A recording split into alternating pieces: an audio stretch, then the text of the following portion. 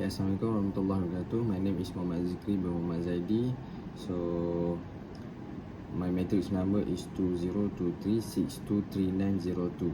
So today our group will present about roles of the government towards residential overhang in Malaysia. So I will start with introduction. So do you guys know what is property overhang? So basically a property overhang is a gap between supply and demand in this property market. It's representing the number of available properties exceeds the number of potential buyers. When a property is fully constructed but remains unsold, it's referred to as an unsold property. This issue becomes more evident when properties remain on the market without being sold for an extended period. The overhang of residential properties indicates the health of the market and may point to more serious economic issue. For instance, a large number of overhang properties can indicate that buyers' purchasing power has been limited by the economy or that developers overestimate demand, especially for luxury residences. Did you guys know the meaning of residential? So basically, residential property can be defined as a human need for shelter, which is as a home for us. So every type of residential property is made to fit a range of family size, lifestyle, and financial situations by accommodating different living, design, and taste. Residential property overhang can be in all areas. For example, in Malaysia, we can see in Penang and Kuala Lumpur, where there is a concentration of premium development that have not kept up with demand. The overhang can be very noticeable. So, based on the most recent data, the overall number of overhang units in 2022 was lower than 2021, which is falling from 36,863 to 27,746. It is significant fall of 24.7%. So there was a significant drop in the overall overhang value as well, falling from RM22.79 billion in 2021 to RM18.41 billion in 2022. The overhang value was reduced by RM4.38 billion, which highlight a good trend in Malaysia property market. So you guys can see the chart on the screen. The chart shows a clear downward trend in both overhang units and their related values, demonstrating that effective measures and market dynamics contribute to this positive outcome. Assalamualaikum warahmatullahi wabarakatuh. My name is Muhammad Fikri bin Azman, and today I will talk about the impacts of residential overhang in Malaysia. The first thing first, the impacts of the residential overhang is towards the investor and developers. So this will make the lower investment from developers and investors. When they are too much residential overhang in Malaysia, it will give a big impacts to the developers and investors. Developers and investors might be more careful on investing in the new projects. This will leading to reduce capital inflow into the property market and related sectors. Other than that, investors also will often become more cautious and reducing new investments in residential properties due to concerns about oversupply and potential declines in property values. Besides that, the developers and investors also will reduce their invest at properties because of slower sales cycles. A large number of units that didn't sold results in slower sales cycle for properties. It will take a long time to sell properties, which in turn ties up investors' capital for extended periods. Lastly, investors prefer liquidity in order to keep their portfolios flexible during uncertain market periods. Investments in real estate lose appeal since they are comparatively illiquid. So we are going to 3.2, which is government policy adjustments. The latest comprehensive report from NAPIC in 2023 reveals that Malaysia recorded 25,311 residential units in overhang during quarter 3 in that year, with a total value of RM 17.4 billion. And this is a very big numbers, and government need to do something about this. One of the way is that government can do a policy adjustments. The government may put different policies into place in response to the residential overhang in order to increase demand and decrease the access. This can include tax benefits, lenient lending standards, incentives for the first-time home buyers, or strategies to draw in overseas investors. Although these regulations seek to maintain market equilibrium, they may also have unforeseen effects. So the next one is the Housing Credit Guarantee Scheme, HCGS, Rumah Mesra Rakyat Program, and Rumah Selangorku, which is administered by the state government of Selangor, are just a few of incentives offered by the federal government.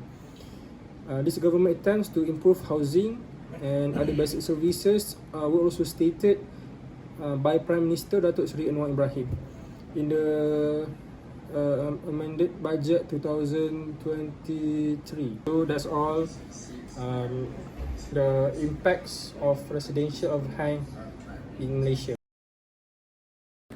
Assalamualaikum and good day. I bid to Madam Zarina, our lecturer for RP 155. And to my fellow friends, my name is Adam Hakim bin Nur Razlan, metric number 2023490188. And today I will be explaining about my group's topic on roles of the government towards residential overhang in Malaysia. So for my part, I will be talking about the government policy in overcoming residential overhang. So basically, Zikri had explained about residential overhang, and mine is like the facts of it. First of all, we have the Housing Credit Guarantee Scheme, HCGS, which had been significantly improved and mentioned in the budget of 2023 by our Prime Minister Datuk Seri Anwar Ibrahim. That provides mortgage financing ranging from 30 to 80% for the unsecured portion, and from 30 to 90% for the secured ones. What are the impacts on property market? It can be seen increase in financing funds and expanded applicant qualifications, including those with fixed incomes. It also aims to reduce unsold properties and promote medium-cost housing, which is affordable for youngsters and those with fixed incomes. What are the benefits to youngsters? This scheme offers financing up to RM400,000 ringgit, making it easier for young people to own their first home or property. Also, this scheme are expected to benefit both B40 and M40 income groups. Overall, from the perspective of economic and social impact, it can be seen as an initiative that will expand and positively impact various income categories, especially the ones with B40 and M40s. For the second government policy, we have that countermeasures made by government through NAPIC, the National Property Information Centre, that NAPIC urges developers to conduct feasibility studies for residential properties to reduce overhang. The purpose of making feasibility studies mandatory for all property developers are to prevent ongoing increases in unsold residential properties. Also, without compulsory feasibility studies, there's a risk of perpetual growth in unsold properties, which eventually will impact stakeholders, and also potentially involving government intervention due to mispricing issues.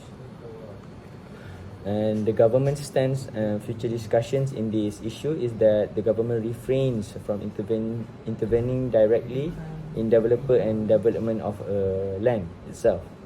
Not just that, discussions initiated by Surveyor Ari Adam within the local government development ministry aim to guide developers in building properties that match the demographic and geographic factors around the property itself. So for the regional implementation and outlook, Melaka, statistically speaking, Melaka is the sole state in Malaysia to enforce feasibility studies. Also, the data had been shown property market activity saw a significant increase in 2022, with the transaction volume rising by 34.1% to 357,000 units from January to November compared to 266,000 units in the same period in 2021 based on NAPIC data. For the third government policy is that better house designs for hybrid working conditions. Government can be seen working together with private institutes such as the RIDA, the Real Estate and Housing Developers Association of Malaysia. They had been seen collab to encourage developers to design homes which are suitable for work from home and hybrid working conditions. RIDA surveys indicate 89 out of 130 developers plan to incorporate work from home friendly house designs, while 67 prefer office buildings for remote and hybrid workout setups. What are the impacts on property development?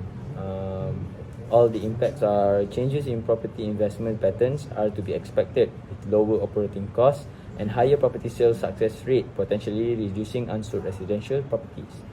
As for the future property launches likely to focus closer to public transportation hubs, for example like LRT and MRT stations, to boost housing sales, mainly condominiums and strata properties. What are the federal government incentives? Initiatives include improvements in low-cost housing projects such as the Rumah Mesra Rakyat Program, Rumah Selangorku, and PR flats. Last but not least, our Prime Minister Datuk Seri Anwar Ibrahim announces that enhancement of essential infrastructures, particularly in housing areas. Next is to strengthen regulations on foreigner purchasing properties. Last but not least, maintenance of Bumiputra quotas in property ownership.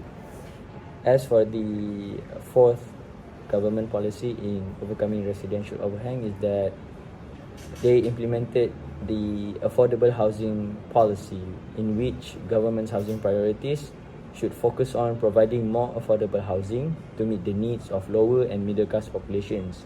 For example, the M40s and B40s. Next is to reduce the overhang of expensive residences by increasing availability of affordable housing. Next, government programs and initiatives in this policy is that introduction of the My First Home scheme, or can be known as Scheme Rumah Pertamaku, to assist first-time homeowners with monthly household incomes up to RM4,000. Also, it offers a 100% loan to value ratio and reduced interest rates to make affordable housing more accessible for our country citizens. Next, implementation of the Rumah Mesra Rakyat Program to further support affordable housing initiatives. Last but not least, as for the fifth government policy in overcoming residential overhang is that implementation of foreign purchase policy. What is foreign purchase policy? Government had implemented to regulate the impact of foreign buyers on the real estate market. Why? Because this can help boost our quotas of the Malaysian citizens in the real estate market, which includes increasing in the real estate gains tax for foreign sellers and setting higher minimum price requirements for overseas purchasers, for example Singapore's. Next, we have the minimum price requirements. In major cities like Kuala Lumpur and Penang, a minimum price threshold of RM1 million is imposed for foreign buyers. Why This minimum price aims to limit foreign access to real estate segments dominated by lower and middle class properties, which can be seen face higher overhang levels. Apart from that, real property gain tax (RPGT) changes can be seen, which is foreign sellers now face increased RPGT rates from 30 to 35%, depending on the duration of the property is held. This is intended to discourage speculative behavior and stabilize the real estate market. That's all from me. Thank you so much. Assalamualaikum and good morning. Before I start my presentation, let me introduce myself first. My name is Danis Uzaris bin Asmansha. Okay, now let me do my presentation.